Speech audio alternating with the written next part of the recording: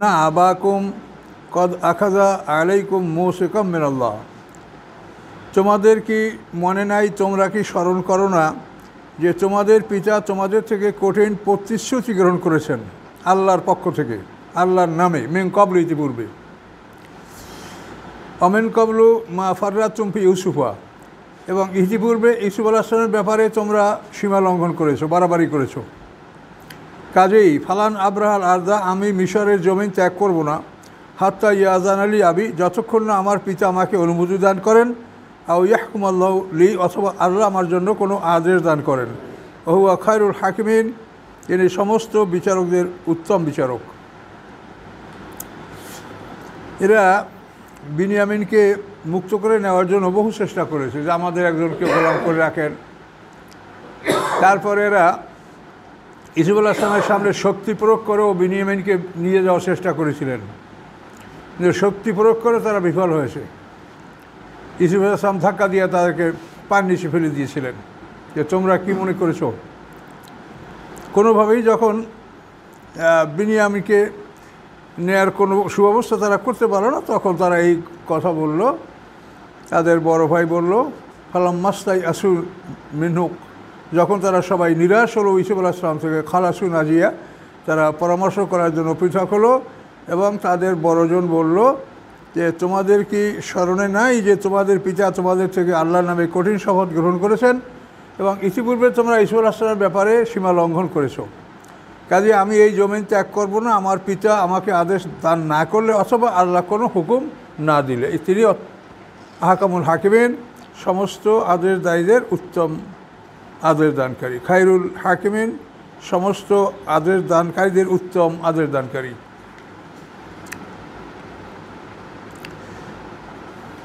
বড় ভাই আরও বলছেন, ইরজিউ ইলা আবিকুম, তোমরা তোমাদের পিতার কাছে চলে যাও, ফাকুলু, তোমরা বলো, ইয়া আবানা ইন্নাবনাকা সারাকা, হে আমাদের পিতা আপনার ছেলে চুরি করেছে, আমা শাহেদনা ইল্লা বেমা আলেমনা, আমরা সাক্ষী দিচ্ছি না, আমরা বলছি না অন্য কিছু, আমরা যা জানি তাই আমরা বলছি। আমা কুন্না লিল গায়বে হাফিজিন, অদৃশ্যের ক্ষেত্রে আমরা হেফাজতকারী নই। সে অদৃশ্য একটা কাজ করবে, সেটা আমরা কিভাবে দেখাশোনা করব। কাজে এই জন্য আপনার ছেলে চুরি করছে আমাদের অজান্তে, কাজে আমরা তো এ বিষয় সংরক্ষণ করার ক্ষমতা আমাদের নাই। ওয়াস আলাল কারিয়াত আল্লাতি কুন্না ফিহা, আপনি জিজ্ঞাসা করেন ওই জনপদে, ওই গ্রামে, যে গ্রামে আমরা ছিলাম, যেখানে বসে এই ঘটনা ঘটেছে, তাদেরকে জিজ্ঞাসা করেন। ওয়াল ঈদ আল্লাতি আকবাল না ফিহা, এবং ওই সমস্ত কাফেলার কাছেও জিজ্ঞাসা করেন যাদের সাথে আমরা অগ্রসর হচ্ছিলাম। ওয়াইন্নালা সাদিকুন, নিশ্চয়ই আমরা সত্যবাদী। এই চুরি ধরা পড়ার যে জনপদ, সেখানে সেই জনপদের লোকেরাও আপনাকে বলবে, আর যে কাফেলাগুলি আমাদের সাথে মিশর থেকে আসতেছিল, সেই কাফেলাগুলির লোকজনকেও জিজ্ঞাসা করেন যে আপনার ছেলে চুরি করেছে, এটাই সবাই জানে এবং আমরা সত্য বলছি। এভাবে ওরা বলল 10 ভাই, 10 ভাইয়ের মধ্যে এক ভাই তো মিশর থেকে আরও 9 ভাই। কয়লা পয়গম্বর বললেন, ইয়াকুব আলাইহিস সালাম বললেন, বাল সাওয়ারাত লাকুম আনফুসুকুম আমরান, বরং সাজিয়েছে তোমাদের জন্য তোমাদের মন একটি কাজ, তোমাদের মন তোমাদের জন্য এই কাজটা প্রস্তুত করেছে। ফাসাবরুন জামিল, আমার জন্য ধৈর্য ধারণ করা উত্তম। আসাল্লাহ আইয়াতিনি বিহিম জামিয়া, সম্ভবত আল্লাহ তাআলা তাদের সবাইকে আমার কাছে নিয়ে আসতে পারেন। ইন্নাহু আলিমুল হাকিম, নিশ্চয়ই তিনি মহাজ্ঞানী মহাকৌশলী। মানে তিনি মোটেও নিরাশ হন নাই, বরং বললেন কি যে আইয়াতিয়ানি বিহিম জামিয়া, যে আল্লাহ তাআলা তাদের সবাইকে আমার কাছে নিয়ে আসতে পারেন। এটা বড় তাওয়াক্কুল, বড় আল্লাহর উপর নির্ভরশীলতার কথা। আতাওয়াল্লাহ আনহুম, এবং তাদের থেকে তিনি ফিরে থাকলেন, তিনি নিসঙ্গতা অবলম্বন করে পরিবারের সবাই থেকে তিনি আলাদা হয়ে গেলেন। অকালা ইয়া আসাফা আলা ইউসুফ, এবং বললেন হায় আফসুস, হায় দুঃখ, হায় পরিতাপ ইউসুফ আলাইহিস সালামের উপরে। আবিয়াদ্দাত আইনাহু, এবং সাদা হয়ে গিয়েছিল তার উভয় চক্ষু, বাইজুন মানে সাদা, তো আবিয়াদ্দাত আইনাহু, তার উভয় চক্ষু সাদা হয়ে গিয়েছিল, মিনাল হুজনে, দুঃখে, দুশ্চিন্তায়, হাওয়া কাজিম, এবং তার মন ছিল দুঃখে পরিপূর্ণ, ভরপুর। কাজিম মানে মানে আকণ্ঠ দুঃখ বেদনা, একেবারে গলা পর্যন্ত দুঃখ বেদনায় ভরা ছিল তার মনটা। কালু, তখন পরিবারের লোকজন বলল, তাল্লাহে, আল্লাহর কসম, বিল্লাহে তাল্লাহে এই কসমের জন্য ব্যবহার হয়, আল্লাহর কসম, তাফতাউ তাজকুর ইউসুফা, তুমি যদি এভাবে সর্বদা ইউসুফ আলাইহিস সালামকে স্মরণ করতে থাকো, তাফতাউ তাজকুরু মানে সর্বদা যদি তুমি স্মরণ করতে থাকো ইউসুফ আলাইহিস সালামকে, হাত্তা তাকুনা হারাদান, ফলে তুমি হয়ে যাবে ধ্বংস মানে ক্ষতিগ্রস্ত, অথবা তুমি হবে হালেকিন ধ্বংসপ্রাপ্তদের অন্তর্ভুক্ত। এ কারণে তুমি শারীরিকভাবে মারাত্মক ক্ষতিগ্রস্ত হবে, অথবা তুমি একেবারেই মৃত্যুবরণ করবে। এইভাবে করতে করতে এটা পরিবারের লোকেরা বলল। ইয়াকুব আলাইহিস সালাম বলেন, কলা ইন্নামা আশকু বাসি হুজনি ইলাল্লাহ, নিশ্চয়ই আমি অভিযোগ করছি আমার বিক্ষিপ্ততার, বাচ্চি মানে আমার মেলোমেলো অবস্থায়, যেটা আমি কোনো গুছাতে পারছি না, নিশ্চয়ই আমি অভিযোগ করছি আল্লাহর কাছে আমার বিক্ষিপ্ততার, হুজনি এবং আমার দুঃখের, ইলাল্লাহে আল্লাহর প্রতি, ও আ'লামু মিনাল্লাহি মা লা তা'লামুন, এবং আমি আল্লাহতে এমন কিছু জানি যা তোমরা জানো না। এটা ইয়াকুব আলাইহিস সালাম বললেন। আচ্ছা, এরপরে ইয়া বুনাইয়া, হে সন্তানেরা, এযহাবু, তোমরা যাও, আবার যাও, মিশরে যাও, ফাতাহাসসাসু মিন ইউসুফা, তোমরা ইউসুফ আলাইহিস সালামকে খোঁজ করো, তাহাসসাসু মানে তোমরা ইউসুফ আলাইহিস সালামকে খোঁজ করো, ও আখি এবং তার ভাইকেও অনুসন্ধান করো, খোঁজ করো, ওলা তাইয়াসু মির রাউহিল্লাহ, এবং নিরাশ হবে না তোমরা আল্লাহর দয়া হতে। রাও মানে এখানে দয়া, অনুগ্রহ, কল্যাণ।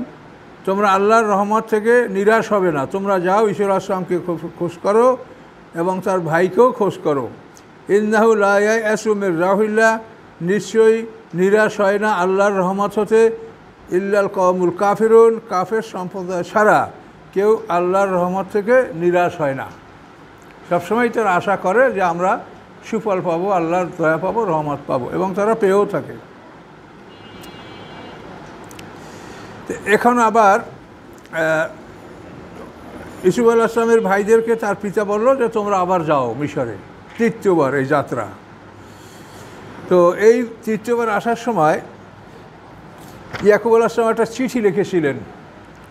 সেই চিঠিটায় উনি লিখেছেন, প্রথমে সালাম, আসসালামু আলা মান ইত্তাবাল হুদা, হেদায়েতের অনুসরণকারী যারা, তাদের উপর শান্তি বর্ষিত হোক। মিশরের রাজা, বহুদিন আগে আমার একটা সন্তান হারিয়ে গেছে, সেই সন্তানের জন্য কাঁদতে কাঁদতে আমার চোখ দুটো অন্ধ হয়ে গেছে। এরপরে আমার আরেকটা সন্তানকে আপনি চুরির দায়ে দোষী সাব্যস্ত করে তাকে বন্দি করলেন, অথচ আমরা পয়গম্বরের বংশ, আমার পিতা ইসহাক আলাইহিস সালাম, ইসহাক আলাইহিস পিতা ইব্রাহিম আলাইহিস সালাম, এটা নবী বংশ, এই বংশে কোনো চোর থাকতে পারে না, এই বংশে চোর জন্মগ্রহণ করে না। তাহলে আপনি আমার ছেলেকে মানে চুরির দোষী সাব্যস্ত করে তাকে বন্দি করে রেখেছেন, আপনি অনুগ্রহ করে আমার এই সন্তানটাকে আপনি ছেড়ে দেন, আমার সন্তান চোর হতে পারে না, সে চোর না। এভাবে উনি চিঠিটা লিখলেন আর বললেন যে তোমরা যাও, এবং টাকা পয়সা পরিপূর্ণ দিতে পারেন নাই, মোটামুটি যা ছিল টাকা পয়সা এগুলো দিয়েই পাঠালেন যে তোমরা আবার মিশরে যাও, বাদশাকে বুঝিয়ে বলো, চিঠি দাও, এবং তার কাছ থেকে পুরো রেশন যাতে তোমরা পেতে পারো সেভাবে তোমরা তার সাথে আলাপ করো। এখন এবার তৃতীয়বারে ওরা মিশরে ঢুকলো। ফালাম্মা দাখালু আলাইহি, অতঃপর যখন প্রবেশ করলো তারা ইউসুফ আলাইহিস সালামের দরবারে, কলু, তখন তারা বলল, ইউসুফ আলাইহিস সালামের ভাইরা বলল, ইয়া আইয়ুহাল আজিজু, হে ক্ষমতাবান, মানে মিশরের প্রধানমন্ত্রীকে আজিজে মেসর বলা হতো, আর যে রাজা তাকে বলা হতো মালেকে মেসর। হে ক্ষমতাবান, মাসানা ও আহলানা দুর্র, স্পর্শ করেছে আমাদেরকে এবং আমাদের পরিবার পরিজনকে, দুর্র মানে অভাব অভিযোগ, বা যে নাবে বেদাতেন মুজরাতেন, এবং নিয়েছি আমরা কতগুলি দ্রব্যমূল্য যেগুলি মুজরাতের মানে ত্রুটিপূর্ণ, মানে এই টাকাগুলো খুব ভালো মানেন না। আর আগের তো এই প্রতীক মুদ্রা ছিল না, এগুলো ওই রূপা কয়েন ছিল, এই জন্য কতগুলি কয়েন ভালো মানের আর কতগুলো কয়েন ছিল একটু নিম্নমানের, যেগুলো খোটা মানে নিম্নমানের দ্রব্যমূল্য। যে না আমরা নিয়ে আসি আমরা বেদাতেন মুজাতেন, মানে পণ্যমূল্য, মুজাতেন যেগুলি ত্রুটিপূর্ণ। ফাউফেল আনাল কাইলা, আপনি পুরোপুরি দান করুন আমাদেরকে মাপ, অর্থাৎ যেভাবে আপনি মেপে পুরা দেন এক একজনকে সেভাবে আমাদেরকে পূর্ণ রেশন দান করেন। অর্থাৎ আসাদ্দা কালাই না, এবং আমাদের উপরে কিছু সৎকা করেন, কিছু দান করেন, মানে আমাদের টাকায় আমরা পুরোপুরি রেশন পাওয়ার যোগ্য না, সে পর্যন্ত টাকা আনতে পারি নেই। ইন্নাল্লাহ ইয়াজজিল মুতাসাদ্দিকিন, নিশ্চয়ই আল্লাহ তাআলা সৎকাকারীদেরকে আল্লাহ তাআলা পুরস্কার দান করে থাকেন। এভাবে তার ভাইরা ইউসুফ আসলাম ভাই ইউসুফ আসলাম বলল।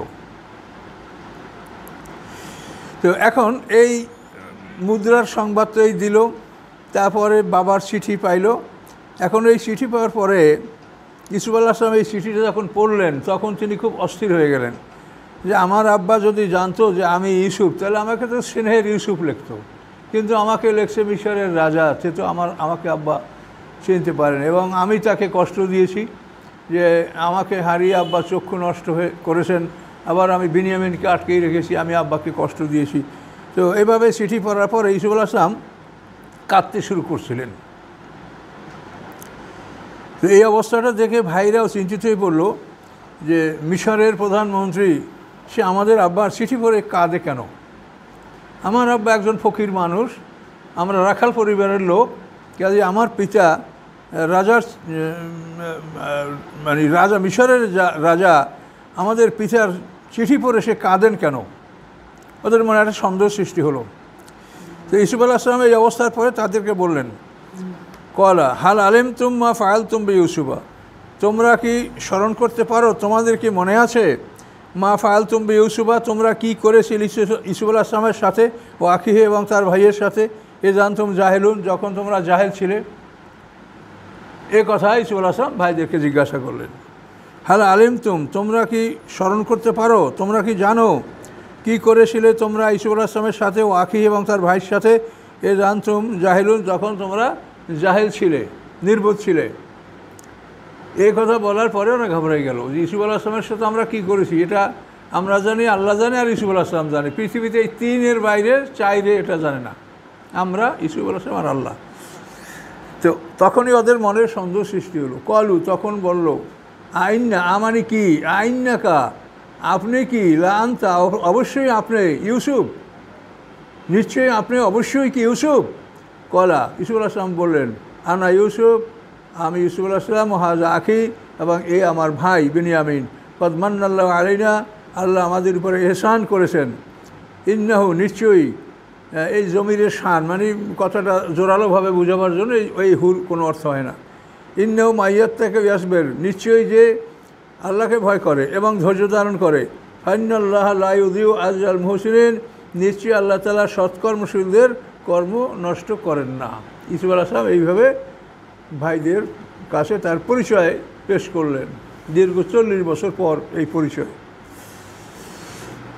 পরিচয় দেওয়ার পরে এখন ওই ভাইয়েরা বললে, কলু, তারা বলল, তাল্লাহ, আল্লাহর কসম, লাকাদ আসারাকাল্লাহ আলাইনা, অবশ্যই আল্লাহ তাআলা প্রাধান্য দিয়েছেন আপনাকে আমাদের উপরে। ওয়াইন কুন্না লাখাতিন, এবং আপনার নিশ্চয়ই আমরা ছিলাম অপরাধী। খাতিন মানে অপরাধী, খাতা ত্রুটি, আমরা ছিলাম অপরাধী। এখন ওরা 10 ভাই ভয় পেয়ে গেল যে ইউসুফ আলাইহিস সালাম, আমরা এখন এই মিশরে তার দরবারে, এখান থেকে পালাবার কোনো ক্ষমতা আমাদের নাই, তা আমরা এখন কি করব। তখন ওরা 10 ভাই ইচ্ছা করলো যে আমরা একসঙ্গে ইউসুফ আলাইহিস সালামের পায়ে পড়ে তার কাছে আমরা ক্ষমা চাবো। এভাবে যখন ওরা 10 ভাই ইউসুফ আলাইহিস সালামের পায়ের উপরে পড়ে ক্ষমা চাওয়ার জন্য অগ্রসর হলেন, ইউসুফ আলাইহিস সালাম তাদেরকে বুকের সাথে জড়ায় ধরলেন আর বললেন, লা তাসরিবা আলাইকুমুল ইয়াউম, আজকে তোমাদের উপরে আমার কোনো অভিযোগ নাই। লা, নাই, তাসরিবা অভিযোগ, আজকের দিনে, ইয়াগফিরুল্লাহু লাকুম, আল্লাহ যেন তোমাদেরকে ক্ষমা করে দেন। ও আরহামুর রাহিমিন, তিনি সমস্ত দয়ালুদের সবচেয়ে বড় দয়ালু। তাহলে এই ইউসুফ আলাইহিস সালাম, সূরা ইউসুফ যে এত বড় একটা ক্ষমার নিদর্শন, এই সূরাটা মক্কা বিজয়ের জন্য যখন আল্লাহ রসুল রমজান মাসের 8 তারিখে 10,000 সৈন্য প্রস্তুত করেছেন মদিনা থেকে মক্কা আক্রমণ করার জন্য, তখন আল্লাহ রসুল এই সূরা ইউসুফ পাঠ করছেন সাহাবীদের সামনে। সাহাবীরা সবাই কেঁদেছেন এবং বলেছেন, ইয়া রাসূলুল্লাহ, আপনি আমাদের সামনে সূরা ইউসুফ পাঠ করছেন কেন? আমরা বুঝতে পেরেছি যে মক্কার লোকেরা আমাদেরকে কঠিন নির্যাতন করেছে, আমাদেরকে বাড়িঘর থেকে বহিষ্কার করেছে, আমাদের দুর্বলদেরকে হত্যা করেছে। আম্মারকে কয়লার উপরে, জ্বলন্ত কয়লার উপরে শুয়েছে, তার পিতাকে ওরা ঘোড়ার সাথে 2 পা বেঁধে ঘোড়া চালিয়ে তাকে ছিঁড়ে ফেলেছে, হত্যা করছে। সুমাইয়াকে হত্যা করা হয়েছে। এইভাবে আম্মার, সোহাইব, বেলাল এদেরকে কত নির্যাতন করা হয়েছে। এখন আমরা তাদের থেকে যেন কোনো প্রতিশোধ গ্রহণ না করি, আমরা যেন তাদেরকে ক্ষমা করে দিই, এই জন্য আপনি আমাদের সামনে সূরা ইউসুফ পাঠ করেছেন। কাজেই আমরা এটা বুঝতে সক্ষম হয়েছি। কাজে আপনি বলেন আমাদের কি করতে হবে। তখন আল্লাহ রসুল ওই 8 জন পুরুষ 4 জন মহিলার তালিকা করলেন যে এই 8টা পুরুষ 4 জন মহিলা, এদেরকে হত্যা করা হবে আর সমস্ত মক্কাবাসীকে ক্ষমা করে দেওয়া হবে। এই 4 জন মহিলা 8 জন পুরুষ, এই পুরুষদের মধ্যে আবু সুফিয়ানের নাম ছিল, তারপরে এটা আপনারা সিরাতে একটু ভালো করে দেখে নেবেন। তারপরে ওয়াসির নাম ছিল, যে ওয়াসি হামজা রাদিকে হত্যা করেছে। তারপরে ইকরাম ইবনে আবু জাহেলের নাম ছিল। তারপরে মাকিস ইবনে সাবাবার নাম ছিল। তারপরে আব্দুল্লাহ ইবনে সাদ ইবনে আবিসারার নাম ছিল, হেন্দার নাম ছিল। তারপরে 2টা দাসী ছিল এক এক লোকের, এরা নাচতো, গানতো, কবিতা পড়তো, আল্লাহ রসুলের মানে 2 নম্বর করতো। তো ওই 2টা দাসী, তারপরে সারা, এই যে সারা বা হাতের বেমনে আমি বলতার সময় যে সারা চিঠি লয়ে যে তার যাকে গোপনে চিঠি দিয়ে পাঠানো হচ্ছিল মক্কা বিজয়ের আগে, ওই সারা, তার নাম ওই মহিলাদের তারিখে ছিল। কিন্তু এরাও শেষ পর্যন্ত অধিকাংশই মুক্তি পেয়েছে, মাত্র কয়েকজনকে হত্যা করা হয়েছে। আর সবাইকেই আল্লাহ রসুল বিভিন্ন অজুহাতে ক্ষমা করেন। মাকিস ইবনে সাবাবাকে হত্যা করা হয়েছে। আর খাতালের 2 দাসী, এদের হত্যা করা হয়েছে। আবু সুফিয়ান ক্ষমা পেয়েছে। আবু সুফিয়ান তো মক্কা বিজয়ের আগের দিনই, আগের রাত্রে ইসলাম গ্রহণ করেছে। আর এই সিদ্ধান্ত এসে মদিনাতে বসে। তো এখানে এই সূরাটা থেকে আমাদেরও এই শিক্ষা যে এখানে ক্ষমা করতে পারলে আপনার সম্মান আল্লাহ বাড়ায় দেবে। প্রতিশোধের দিকে চিন্তা না করে যদি ক্ষমা করতে পারেন, এর পরিণাম হলো আপনাকে এই উসিলায় আল্লাহ সম্মান বাড়িয়ে দেবে। কাজে এই জন্য সবসময় ক্ষমা করতে পারেন কিনা এই বিষয়টা এই চিন্তা করা উচিত। আপনার ভাই বোনেরা, আত্মীয় স্বজন যদি আপনাকে কষ্ট দেয়, এটা মানে আমরাও আপনাদের মতো পারিবারিক মানুষ, আমাদেরও ভাই বোন আছে, আমাদেরও পারিবারিক সমস্যা আছে। যখন আমি মনে করি যে আমার কোনো ভাইয়ের বিরুদ্ধে অভিযোগ করা দরকার বা বিচার চাওয়া দরকার, তখন মনে বলে যে আমি যখন বিচার চাইতে যাব আমার ভাইয়ের বিরুদ্ধে, তখন তো লোকেরা বলবে যে তুমিও ভাই আর ও তোমারই তো ভাই, তাহলে তুমি কত ভালো মানুষ, তার দরকার নাই, বিশ্বাস করার দরকার নাই। আল্লাহ জানতে হেদায়েত দান করেন, ধৈর্য ধারণ করেন, আল্লাহ আপনার ইজ্জত বাড়ায় দেবে। কাজে এই সমস্ত কেসাগুলি কোরআনে শুধু কাহিনী শোনার জন্য নয়, এর থেকে আপনারা উপদেশ গ্রহণ করবেন যে আমরা আমাদের জীবনটা কীভাবে করব, কীভাবে মানুষকে ক্ষমা করা যায়। ক্ষমা করাটাই আপনার মহৎ গুণ। কিন্তু শাস্তির বিধান রাখা হয়েছে, যদি সেই শাস্তির বিধান না রাখা হয় তো অন্যায়কারীরা অন্যায় করেই যাবে। কাজে শাস্তির বিধান রাখা হয়েছে, তারা শাস্তিকে ভয় পাবে, এবার ক্ষমা পেলে তারা মনে খুশি হবে। কিন্তু শাস্তির বিধান না থাকলে তারা মনে করে যে আমরা যা করি এর তো কোনো আমাদের কিছু হবে না। এই জন্য শাস্তির বিধান রাখা হয়েছে। ওয়াইন আকাবতুম ফাআকিবু বিমিসলিমা উকিবতুম বিহি। আল্লাহ বলেন, তোমরা যদি কাউকে শাস্তি দাও তাহলে তাদেরকে ওইরূপ শাস্তি দাও যেরূপ শাস্তি তোমাদেরকে দেওয়া হয়েছে। এটা পরিষ্কার করে নেয়। ওয়াইন আকাবতুম, যদি তোমরা কাউকে শাস্তি দাও, ফাআকিবু বিমিসলিমা উকিবতুম বিহি, তোমরা তাদেরকে ওই পরিমাণ শাস্তি দাও যে পরিমাণ শাস্তি তোমাদেরকে দেওয়া হয়েছে। তাহলে শাস্তির ক্ষেত্রেও এই বিষয়টা লক্ষ্য রাখতে হবে এবং যুদ্ধ বিগ্রহের ক্ষেত্রেও এই বিধানটা লক্ষ্য রাখতে হবে যে তোমাকে কী পরিমাণ আক্রমণ করেছি তুমি সেই পরিমাণ আক্রমণ করো। তো ইসুফ আলাইহিস সালামের ভাইদের সাথে পরিচয়, ভাইদের ক্ষমা করে দেওয়া, এখানে অনেক কথা আছে, সেগুলি আমরা না বললেও হয়। ক্ষমা করে দিয়েছে এইটাই এক কথা। এখানে ওরা ইসুফ আলাইহিস সালামের বাল্যকালের ইতিহাসগুলি বলতেছিল এবং ইসুফ আলাইহিস সালামকে যে তারা মালিক বিন জারের কাছে বিক্রি করেছিল, এইসব কথাও সেখানে আলোচনা হয়েছিল। তখন ইসুফ আলাইহিস এক পর্যায়ে তাদের উপরে খেপে গিয়েছিলেন যে তাদের 25 দিন মারবেন বা হত্যা ইত্যাদি, কিন্তু পরে আবার ইসুফ আলাইহিস সালাম তাদেরকে ক্ষমাই করে দিয়েছেন। তো যাই হোক, মোট কথা ক্ষমা।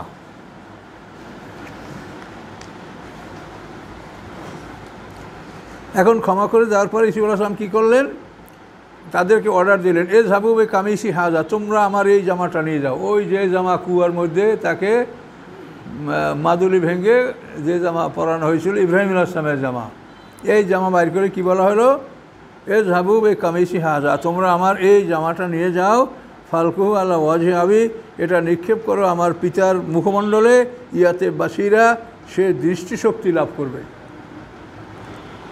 ফিরে পাবে। বাসিরা মানে চোখ, দৃষ্টিশক্তি। ও আতুনি বিআহলিকুম আজমাইন, এবং তোমাদের সমস্ত পরিবার প্রয়োজন আমার কাছে নিয়ে আসো।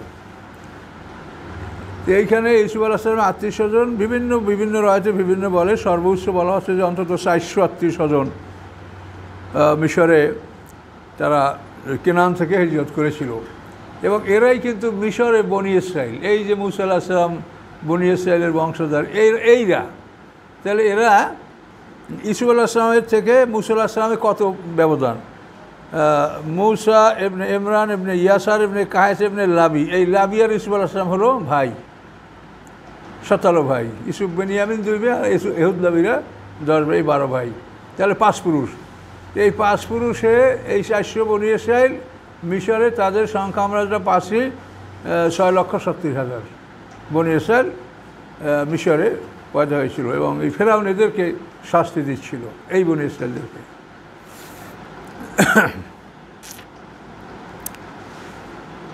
তো এখন আসেন সামনে,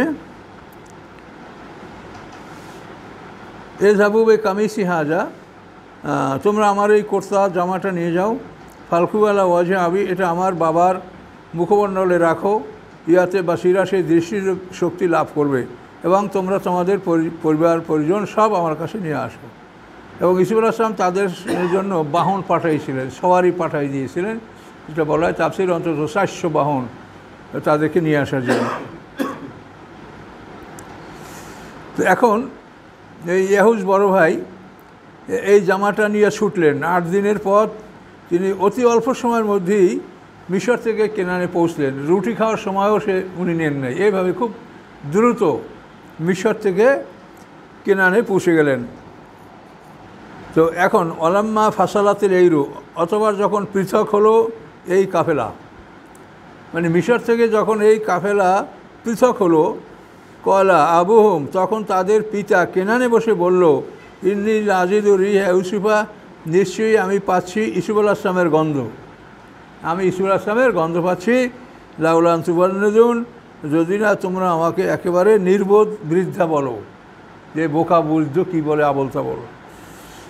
মানে এই জামার এই ঘ্রাণ পাওয়ার কারণ হলো এটা জান্নাতের পোশাক।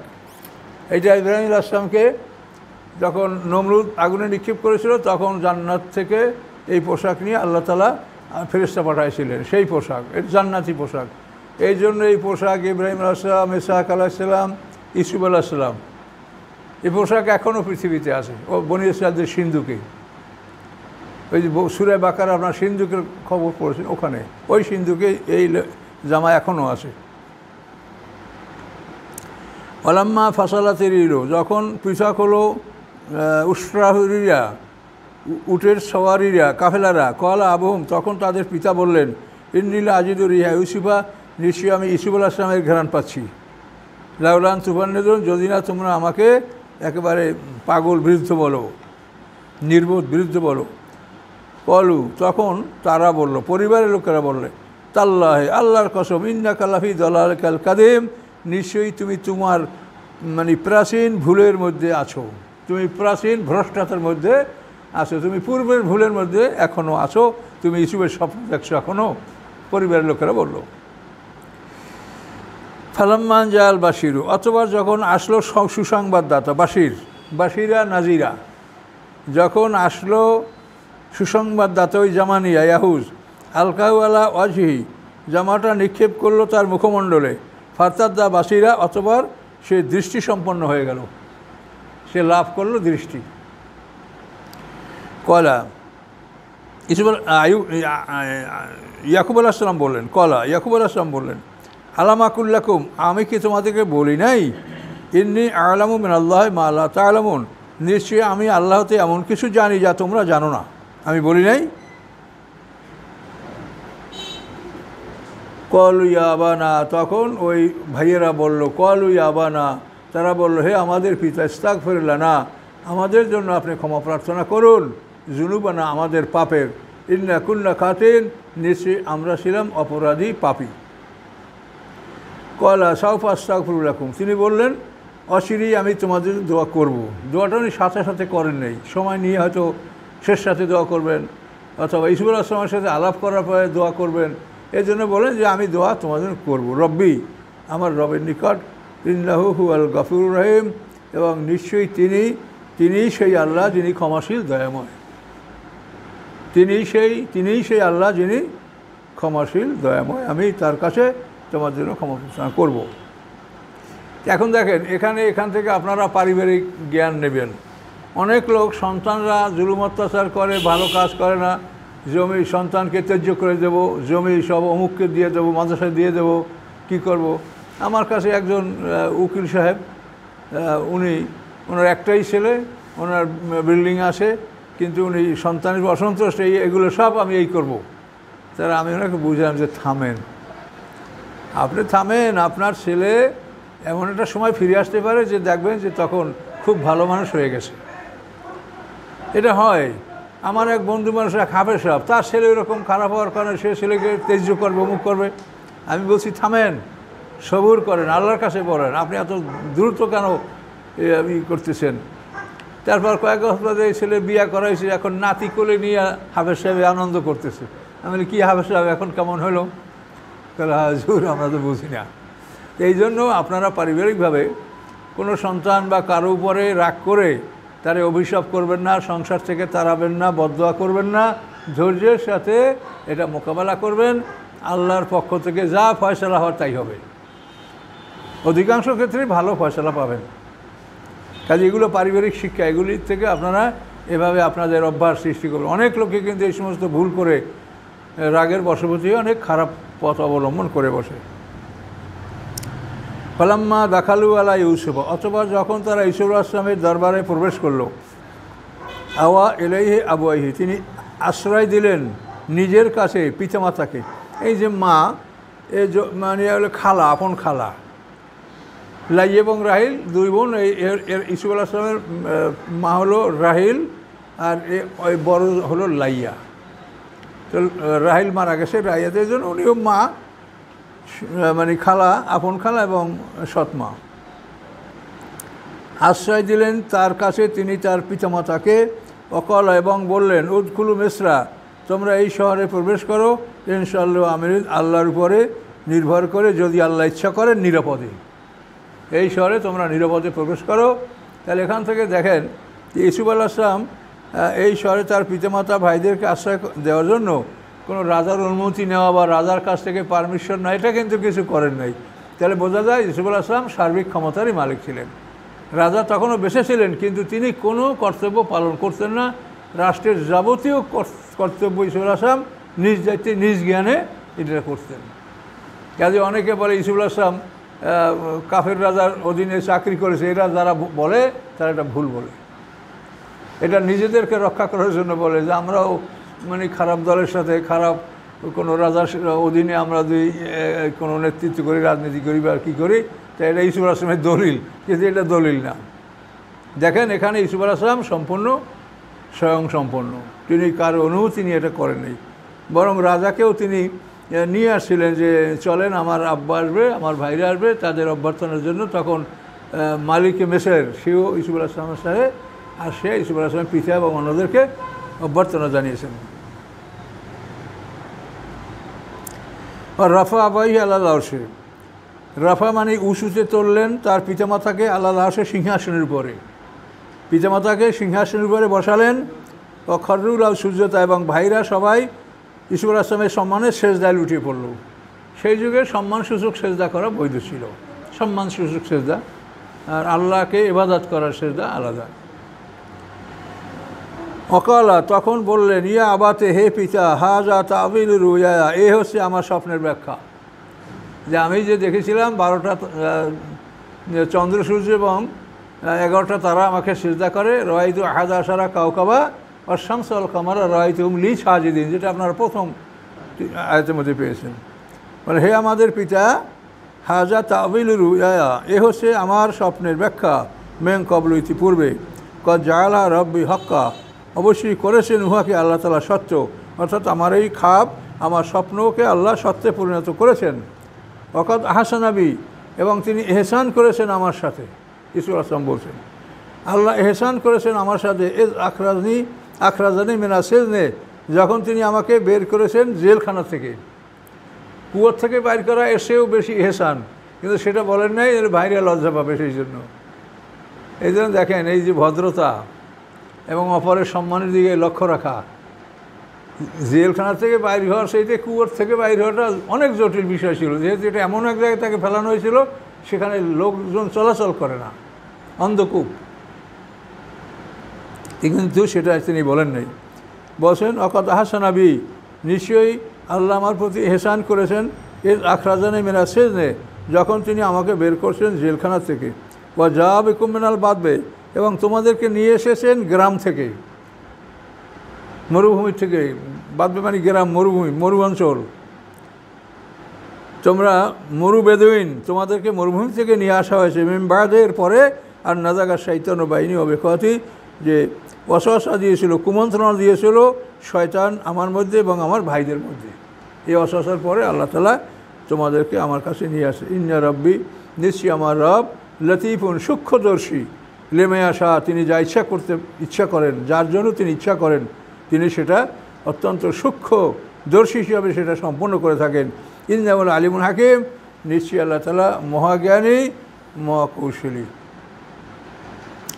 এই জেলে যদি বিনা দোষে কোনো মানুষ জেলে যায়, তখন এই 99 এবং 100 এই দুইটা আয়াত কাগজে লিখে তখন ডাইন হাতে বেঁধে বিচারকের সামনে গেলে ইনশাল্লাহ জামিন হয়ে যাবে। ফালাম্মা দাখালু, আর এরপরে অরফা বয়, এই দুইটা আয়াত।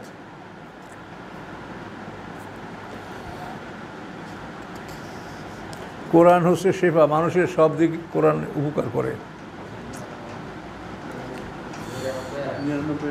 99-100 দুইটা আয়াত। রব্বে কদ আতাইতানি মিনাল মুলক, ইউসুফ আলাইহিস সালাম আল্লাহর শুকরিয়া আদায় করছেন। রব্বে, হে আমার রব, কদ অবশ্যই, আতাইতানি মিনাল মুলকি, দিয়েছেন আপনি আমাকে সাম্রাজ্য, রাজত্ব।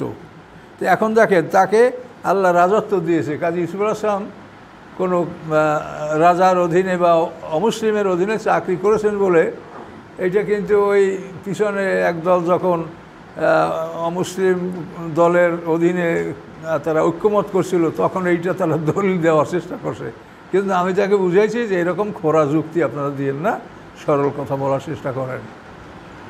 সেটা হয়তো আপনারা শুনতে পারেন যারা আগে এটা দেখেছেন। তো বললেন, রব্বি কত আতাই তিনার মুলক, হে আমার রব, আপনি দান করেছেন আমাকে রাজত্ব। ও আল্লাম তালিমিন তাবিল হাদিস, এবং শিখিয়েছেন আপনি আমাকে স্বপ্নের ব্যাখ্যাসমূহ। ফাতিরিস সামাওয়াতিল আরদ, আদি স্রষ্টা আকাশের এবং পৃথিবীর। ফাতির মানে আদি স্রষ্টা, ফাতিরিস সামাওয়াতিল আরদ, আকাশ পৃথিবীর আদি স্রষ্টা। আনতা ওয়ালিয়্যি ফিদ দুনিয়া, আপনি আমার অভিভাবক, ফিদ দুনিয়া, দুনিয়ায়, অল আখিরাতে, এবং পরকালে। তাওয়াফানি মুসলিম ও আলহিকনি বিস-সালিহিন, আপনি মুসলমান হিসেবে আমার মৃত্যুদান করেন এবং সৎকর্মশীলদের সাথে আমাকে মিলিত করুন। ইউসুফ আলাইহিস সালাম এই মৃত্যুর কামনা করছেন। এরকম আর কোনো পয়গম্বর এরকম মরার জন্য, মানে এই বিশাল জীবনের কষ্টের পরে, রাজত্ব পেয়ে সব কিছু করার পরে তিনি আল্লাহর কাছে বলেন যে আমাকে আপনি মৃত্যুদান করেন এবং সৎকর্মশীলদের সাথে আমাকে মিলিত করুন। খুবই বড় প্রার্থনা। এখন আল্লাহ বলেন, জালিকা মিন আম্বাইল গায়েব, এই যে খবরগুলি আপনাকে বলা হলো, এইগুলি গায়েবের খবর। নাবা এর বহু বছর হল আম্বা। জালিকা মিন আম্বাইল গায়েব, এগুলি সব গায়েবের খবর। নুহিহি ইলাইকা, এগুলি আপনার কাছে আমরা ওহীর মাধ্যমে পাঠাচ্ছি। ওমা কুনতা লাদাইহিম, আপনি তাদের কাছে ছিলেন না হে মুহাম্মদ সাল্লাল্লাহু আলাইহি ওয়াসাল্লাম। ইজ আজমাউ আলা আমরিহিম, যখন তারা তাদের কাজে একমত হয়েছিল। ওহম ইয়ামকুনুন, এবং তারা ষড়যন্ত্র করছিল। তারা তাকে কুয়ে ফেলার জন্য যখন একমত হয়েছিল, ষড়যন্ত্র, আপনি ছিলেন তাদের কাছে না, তাহলে আপনি এটা কী করে বললেন? তো ওদের তো জ্ঞান থাকা উচিত যে মুহাম্মদ সাল্লাম লেখা জানে না, পড়া জানে না, সেটা কী করে বললেন? তো অবশ্যই তার কাছে ওই আসে, সে রাসূল, এটা তাদের বোঝা উচিত ছিল। এই কথাটা আল্লাহ এখানে বললেন। ওমা আকসারুন্নাসি আলা হারাসতা বিমুমিনিন, এবং মা মানি না, আকসারুন্নাসি অধিকাংশ মানুষ নয়, বেমুমিনিন ইমানদার, অলাও হারাস্তা যদি আপনি একান্ত কামনা করেন। বুঝতে পারছেন? অমা আকসারুন্নাসে বেমুমিনিন, এভাবে পড়েন, নয় অধিকাংশ মানুষ ইমানদার, অলাও হারাস্তা যদিও আপনি একান্ত কামনা করেন। আপনি একান্ত কামনা করলেও পৃথিবীর অধিকাংশ মানুষ মোমেন হবে না, কারণ দোজক বড়, দোজকে বেশি মানুষ যাবে। এই জন্য আপনি যতই কামনা করেন অধিকাংশ লোক মোমেন হবে না। তো এই জন্য আপনারা নিরাশ হবেন না। আমরা দেখি যে এই তাফসিরের জন্য আমরা এত চেষ্টা করি, কিন্তু মানুষ আস্তে আস্তে কমে, মানে শয়তান চেষ্টা করে করে জয়যুক্ত হইতেছে অনেক ক্ষেত্রে। কেন কী করার আছে, আমরা পারি বলতে। আমা তাসালুম আলাইহিম আজেন, আপনি চান না তাদের কাছে কোনো পারিশ্রমিক। এই যে হেদায়েতের বাণী তাদেরকে শোনাচ্ছেন, আপনার পারিশ্রমিক চান না। এন হুয়া ইল্লা যিকরুল লিল আলামিন, নয় হিয়া বরং সমস্ত জগৎবাসীদের জন্য উপদেশ। এই কোরআন সমস্ত জগৎবাসীদের জন্য উপদেশ। হেদায়েতের জন্য কোনো মানুষ ঈমান গ্রহণ করলে তার থেকে তো আমরাও কেউ খুশি নেই না, বরং তারে আমরা সবাই দেই। তবে এই যে আপনার শিক্ষা, এটা প্রশিক্ষণ। এই প্রশিক্ষণের দ্বারা একটা মানুষকে কামের পর্যন্ত 18 বছর তার ক্লাস করা লাগবে। এইটা কি কেউ বিনামূল্যে করতে পারবে? কাজে এই জন্য না বুঝে শুনে অনেকে মনে করে যে এই কোরআন পড়াইয়া টাকা নেওয়া যায় নাই। তা আপনি ফ্রি পড়ান, দেখি আপনারা যারা মুখেই গল্প করেন, আপনারা চালাই দেখেন একটা প্রতিষ্ঠান যে এখানে আপনারা এই 18 বছরের একটা কোর্স বিনা বেতনে, বিনা, আপনারাও নেবেন না, ছেলেরাও দেবেন, আপনারা চালাই দেখেন যে আপনারা পারছেন কিনা। কোর্স কেউ পারবেন না। কাজেই প্রশিক্ষণ এবং ঈমান এই দুটো জিনিস এক না। ঈমান গ্রহণ করলে তাকে আমরা সাহায্য সহযোগিতা করি, আরও তারা প্রতিষ্ঠা করার চেষ্টা করি। ঈমানের বিনিময়ে, হেদায়েতের বিনিময়ে কারো কাছে কিছু চাওয়া হয় না। কিন্তু যেখানে নিয়মিত প্রশিক্ষণ, একজন ইমাম, সে তো তার নিজের নামাজ পড়বে, কিন্তু তাকে বেতন দিচ্ছেন কেন? সে আপনাকে সময় দিচ্ছে, তার সময়টা আপনি এখানে আপনি আটকিয়ে দিয়েছেন, এই জন্য তাকে আপনি এই সময়ের মূল্য দিবেন। এগুলো বুঝতে হবে। এই এক শ্রেণীর কিন্তু গোমরা মানুষ আছে। তাহলে 2 রূপ হয়ে গেল। এখন বাকি যেটা আছে সেখানে অনেক কথা আছে, তাহলে আর থাক নাকি? আস্তাগফিরুল্লাহ আল্লাযী লা ইলাহা ইল্লা হুয়াল হাইয়ুল কাইয়্যুম ওয়া আতুবু ইলাইহি, লা হাওলা ওয়া লা কুওয়াতা ইল্লা